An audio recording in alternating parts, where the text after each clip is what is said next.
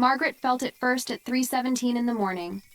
The squeeze, firm, deliberate, unmistakable.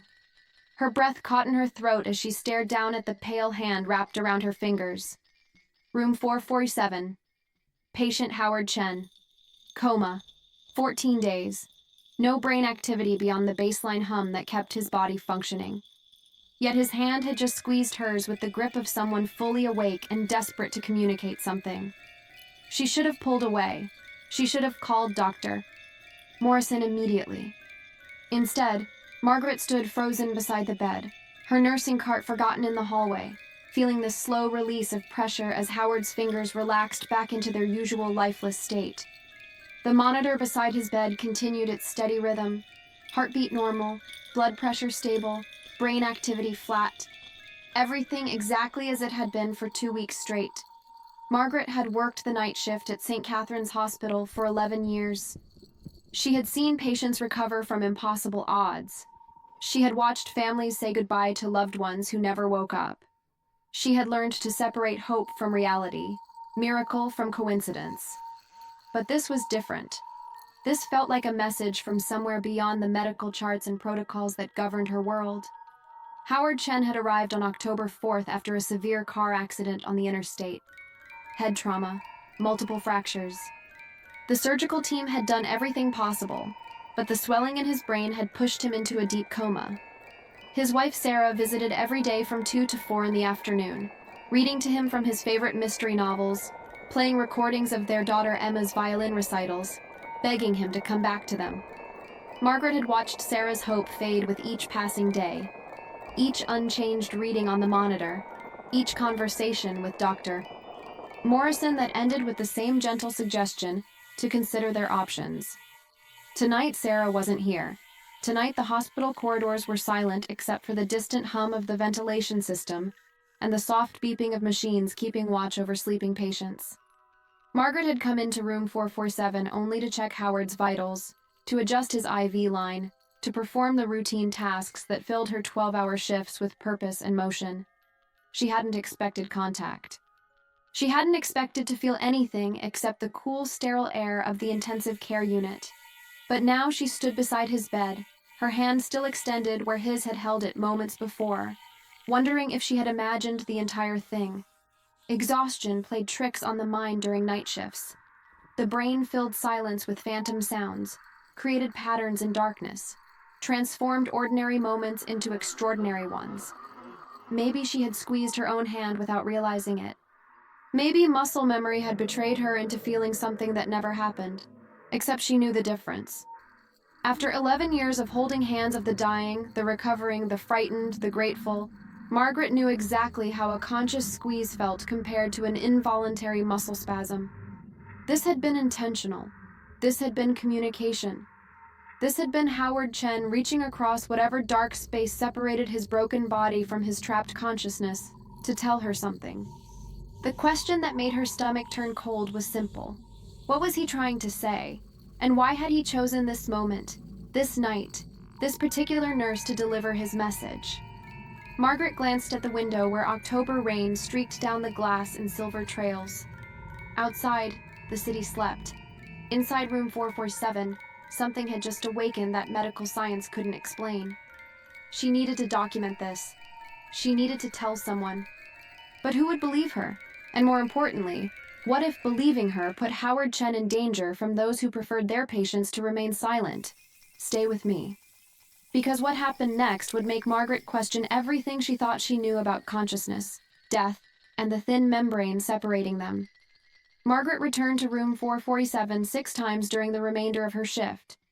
Each visit lasted exactly the regulation 5 minutes required for vital checks. Each time she approached Howard Chen's bedside with her clipboard and pen light, her pulse quickened with anticipation and dread. Each time his hand remained motionless on the white hospital sheet, fingers curled slightly inward, skin pale against the cotton fabric. No movement, no communication, no repeat of that impossible squeeze that had shattered her understanding of coma patients at 3:17 in the morning. By 7:30, the day shift nurses arrived with their coffee and tired smiles. Margaret filed her reports, noting Howard's stable condition, his unchanged readings, his continued unresponsiveness. She wrote nothing about the squeeze. Medical records required evidence. All she had was a feeling, a memory, a moment that might have been exhaustion manifesting as false sensation. Dr. Morrison would read her report during morning rounds and see exactly what the machines told him. A patient in deep coma. A family facing impossible choices. A case with no indication of improvement. Margaret drove home through morning traffic wondering if she should call Sarah Chen. But what would she say? Your husband squeezed my hand in the middle of the night even though his brain shows no conscious activity? Hope was a dangerous gift to give a grieving wife. False hope was cruelty disguised as kindness. Margaret had learned that lesson watching too many families cling to miracles that never arrived, refusing to accept the reality that doctors gently explained in private consultation rooms with boxes of tissues on every table. She slept poorly that day. Dreams mixed with memories, creating scenarios where Howard Chen sat up in bed and spoke in languages she couldn't understand, pointing at something behind her that she couldn't see. When her alarm rang at 9 in the evening, Margaret felt more exhausted than when she had collapsed into bed 8 hours earlier. The October night was cold and clear as she drove back to St. Catherine's Hospital for another 12-hour shift.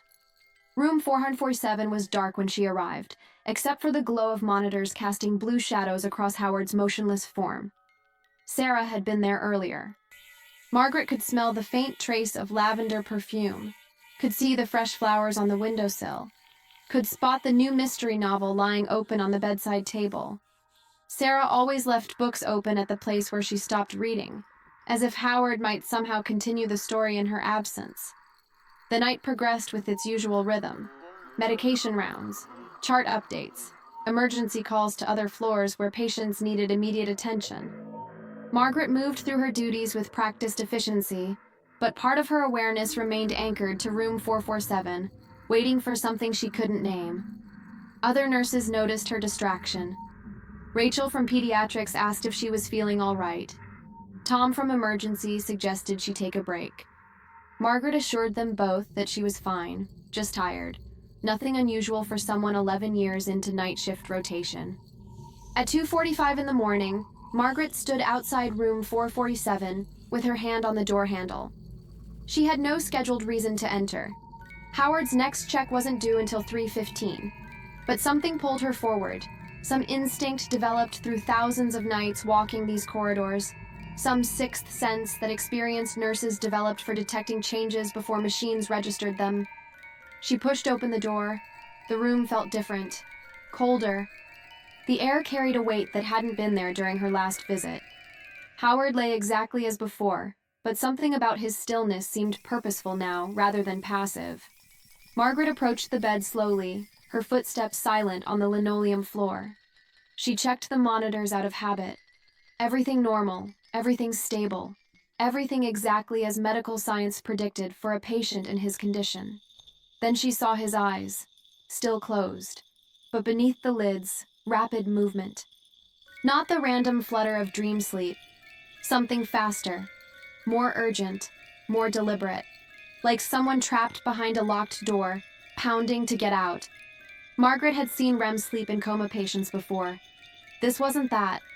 This was something else entirely. Something that made the small hairs on her arms stand straight, despite the warmth of the hospital heating system. She reached for his hand without thinking. Professional protocol said not to touch patients unnecessarily. Professional protocol said maintain boundaries. Professional protocol said coma patients couldn't feel or respond to physical contact. Margaret's fingers wrapped around Howard's palm anyway. The squeeze came immediately, stronger this time. 3 distinct pulses, deliberate, measured, communicating in the only language Howard's trapped consciousness could access. 3 squeezes, a pattern, a code. Margaret's training told her to document this, to call Dr. Morrison, to wake the entire medical team and report this impossible development. But something deeper than training kept her frozen in place, holding Howard Chen's hand in the darkness of room 447, feeling those 3 deliberate pulses repeat again and again like a heartbeat transmitted through skin and bone. Then Howard's eyes opened, not the gradual flutter of someone waking from natural sleep, not the confused blink of a patient emerging from sedation. His eyes snapped open with the sudden clarity of someone who had been awake the entire time, watching, waiting, trapped behind a barrier that had finally cracked. His pupils were dilated in the dim light, focused directly on Margaret's face, with an intensity that made her want to step backward. But his hand held hers with surprising strength, keeping her anchored to the bedside. His lips moved. No sound emerged. His vocal cords had atrophied after 2 weeks of disuse, his throat raw from the feeding tube that supplied his body with nutrition, while his consciousness remained imprisoned. But Margaret could read the shape his mouth made, the silent word he formed again and again with increasing desperation. Help, help, help. The monitors showed no change. Heart rate steady, blood pressure normal, brain activity still registering at coma baseline levels.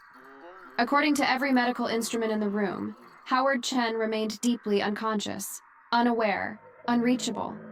But his eyes tracked Margaret's movements as she fumbled for the call button. His hand squeezed harder when she tried to pull away.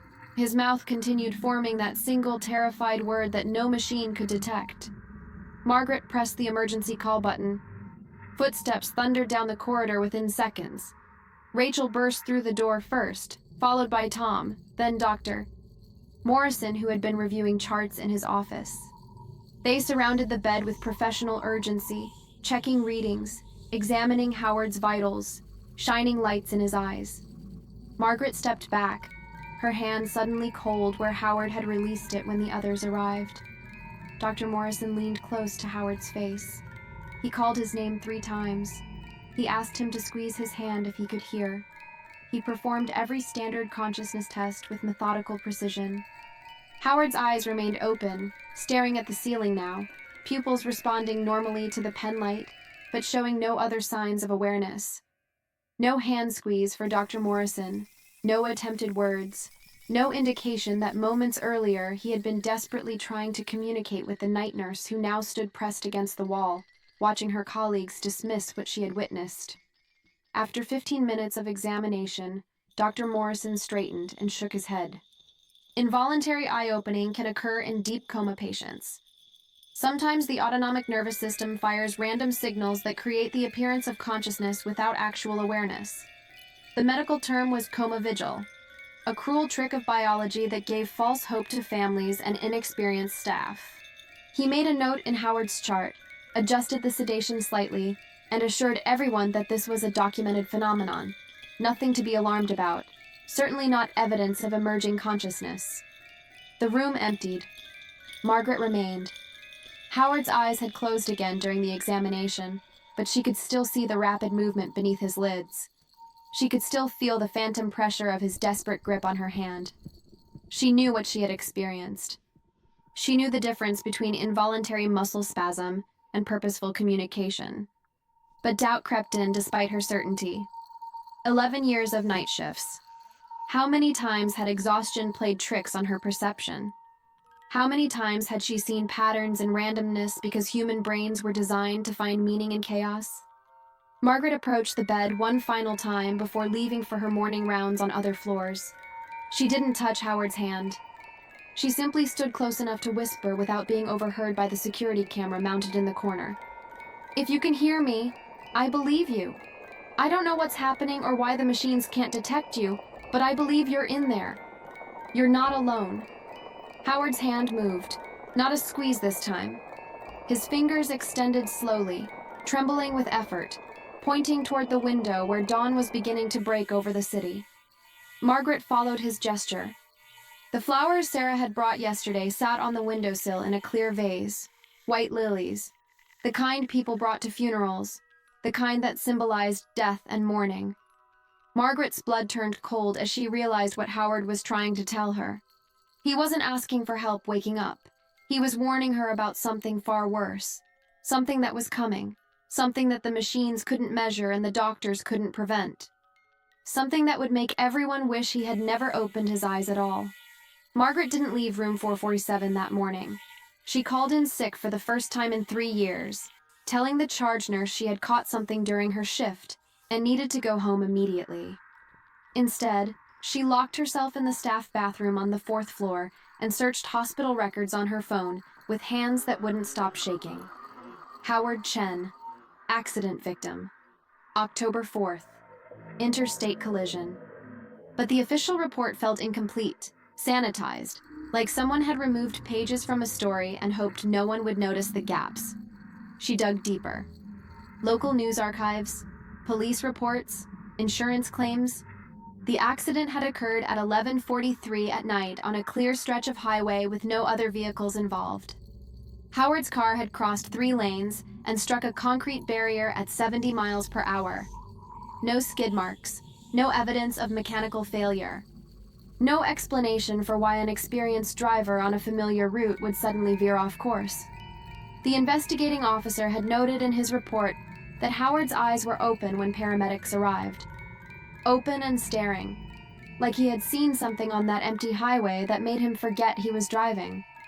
Margaret found Sarah Chen's number in the family contact database. She shouldn't call. This violated every hospital policy about patient privacy and professional boundaries. But Howard's desperate finger pointing at those funeral flowers had unlocked something in Margaret's mind, some pattern she was only beginning to recognize. She dialed before doubt could stop her. Sarah answered on the 2nd ring. Her voice carried the hollow exhaustion of someone who had spent 2 weeks living between hope and grief. Margaret identified herself as Howard's night nurse and asked a question she had no authorization to ask. Had Howard been acting strange before the accident? Had he mentioned seeing anything unusual? Had he seemed frightened? The silence on the other end lasted so long Margaret thought the call had disconnected. Then Sarah's voice returned, smaller now, trembling. The week before the accident, Howard had stopped sleeping. He claimed someone was watching him through the bedroom window even though they lived on the 14th floor. He saw shadows moving in mirrors when no one else was there. He heard whispers in empty rooms. Sarah had begged him to see a doctor, worried about stress or early onset of something neurological. Howard refused. He said doctors couldn't help with what was following him. He said it had started at the hospital. Margaret's grip tightened on her phone. What hospital? Sarah explained that Howard volunteered at St. Catherine's every Tuesday evening, reading to patients in the long-term care wing. He had been doing it for 5 years. He loved bringing comfort to people who had no family visitors, no one to remind them they still mattered. But 3 weeks ago, he had come home from his volunteer shift different, pale, shaking, refusing to talk about what happened. He never went back. He never explained why. The pieces were assembling into a picture Margaret didn't want to see. She asked Sarah which room Howard had been reading to that final Tuesday. Sarah didn't remember the number, but she remembered Howard mentioning the patient's name because it was unusual. Wesley. Martin Wesley. Room 447. Margaret ended the call. Her hands were numb. Room 447 had been empty for 6 weeks before Howard Chen arrived as a patient. Martin Wesley had died there in late August after a long illness. Natural causes. Expected. Unremarkable. Except Margaret remembered that death differently now that she forced herself to recall the details. Martin had been unconscious his final week. Deep coma from organ failure. But the night nurse who found him dead had reported something strange in her incident documentation. His eyes were open. His hand was extended, like he had been reaching for something in those last moments. Like he had seen something approaching his bed that no one else could perceive. Margaret walked back to room 447 on legs that felt disconnected from her body. The morning shift was in full swing. Doctors making rounds. Families arriving for visits. Normal hospital chaos that created the perfect camouflage for what she needed to do next. She slipped into the room and closed the door. Howard's eyes were closed again. The monitors showed their usual stable readings. Everything appeared exactly as medical science predicted. But Margaret understood now. Howard wasn't trying to wake up. He was trying to warn her. He had volunteered in this room 3 weeks ago, and something had attached itself to him. Something that lived in the space between consciousness and death. Something that fed on the trapped awareness of coma patients. Something that had been waiting in room 447 since Martin Wesley died with his eyes open, and his hand reaching toward whatever darkness had come to collect him. And now it had Howard, and Howard was trying to tell Margaret that she was next, because she had felt its presence, because she had made contact, because she had opened a door that should have remained locked. Margaret stood at Howard's bedside and made a choice that 11 years of nursing training had never prepared her for. She reached down and took his hand again. Not as a medical professional checking vitals, not as a caregiver offering comfort, but as someone willing to bridge the gap between the living and whatever existed in that terrible space where Howard's consciousness remained trapped. His eyes opened immediately. That same sharp awareness, that same desperate recognition. But this time Margaret didn't pull away. This time she leaned closer and whispered the question that mattered. How do I help you? Howard's fingers moved against her palm, not squeezing, writing, tracing letters with trembling effort against her skin. Margaret focused on the sensation, translating each careful stroke into meaning. N-O-T space. M-E, not me. Her breath caught. Then his fingers continued. S-A-R-A-H, Sarah. He wasn't warning Margaret about herself.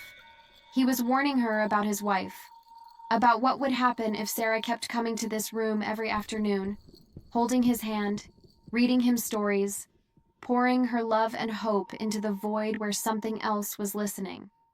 Something that fed on devotion, something that used the bonds between the living and the dying as doorways into the waking world. Margaret understood with sudden clarity why Howard had crashed his car. He hadn't been running from what followed him. He had been trying to stop himself from coming here, to this room, to this bed, to this exact position where he would become a trap for the person he loved most. The accident was intentional, a desperate attempt to save Sarah by removing himself from her reach. But fate or something darker had delivered him right back to room 447, turning his sacrifice into the very danger he had tried to prevent. The monitors began to alarm. Howard's heart rate spiked, blood pressure dropping. Brain activity showing patterns the machines had never registered before. Dr. Morrison rushed in with the crash team. They pushed Margaret aside, surrounding Howard with equipment and urgent commands. She watched from the doorway as they fought to stabilize him, as his body convulsed against restraints they quickly applied, as his eyes rolled back showing only whites. And in those final moments before the sedatives took effect, Margaret saw his lips form one last message. No words. Just a shape, a name, Sarah. Howard Chen died 3 hours later. Massive stroke, catastrophic brain hemorrhage. Medical records would show organ failure cascading through systems already weakened by 2 weeks in coma. Dr. Morrison would explain to Sarah that sometimes the body simply gave up, despite everyone's best efforts. A tragedy. Unavoidable. Nothing anyone could have done differently. Sarah collapsed in the consultation room. Her grief was absolute, raw, the kind that reshapes a person's entire existence around the absence of someone irreplaceable. Margaret attended the funeral. She stood at the back of the chapel and watched Sarah lean against their daughter Emma for support. She listened to friends share memories of Howard's kindness, his volunteer work, his dedication to bringing comfort to strangers. No one mentioned room 447. No one spoke about the terror in his eyes those final days. No one questioned why a healthy man had suddenly driven his car into a concrete barrier on a clear October night. After the service, Margaret approached Sarah. She offered condolences. She held Sarah's hand and felt nothing except the natural warmth of living skin. No squeezes, no hidden messages, no presence lurking beneath the surface. Sarah thanked her for caring for Howard. She said knowing he wasn't alone during those final nights brought her peace. Margaret nodded and said nothing about what Howard had tried so desperately to communicate. Some truths were more cruel than comforting. Margaret requested a transfer to the day shift. She told her supervisor that 11 years of nights had finally caught up with her. She needed normal hours, regular sleep, distance from the 3 a.m. darkness when hospital corridors became something other than medical facilities. Her request was approved. She never worked another night in room 447. But sometimes, during afternoon medication rounds when she passed that particular door, Margaret glanced inside. The room held different patients now, different families. different hopes and griefs playing out in the space where Howard Chen had fought his final battle. And sometimes, just at the edge of her vision, Margaret saw shadows that didn't match the light sources, heard whispers that didn't align with the ventilation system, felt a coldness that had nothing to do with hospital climate control. She never went inside. She never made contact. She had learned what Howard tried to teach her, that some doorways should remain closed, that some hands should never be held. That consciousness was more fragile than medical science understood, and the space between life and death was occupied by things that waited patiently for someone to reach across and invite them through. The nurses who worked room 447 now reported nothing unusual. The patients who occupied that bed either recovered or passed peacefully. Everything followed expected medical patterns. But Margaret knew better. She knew it was still there, feeding on moments of connection, growing stronger with each desperate hand, squeezed from coma patients whose families refused to let go, waiting for the next person like Howard, the next volunteer who offered comfort without understanding the cost. In the end, perhaps the real miracle was fear. The fear that kept Margaret from saving Howard.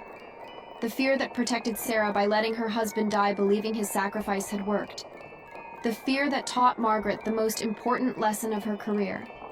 Sometimes the greatest act of mercy is knowing when to release your grip and let the dying go, before they take you with them into whatever darkness waits on the other side of consciousness.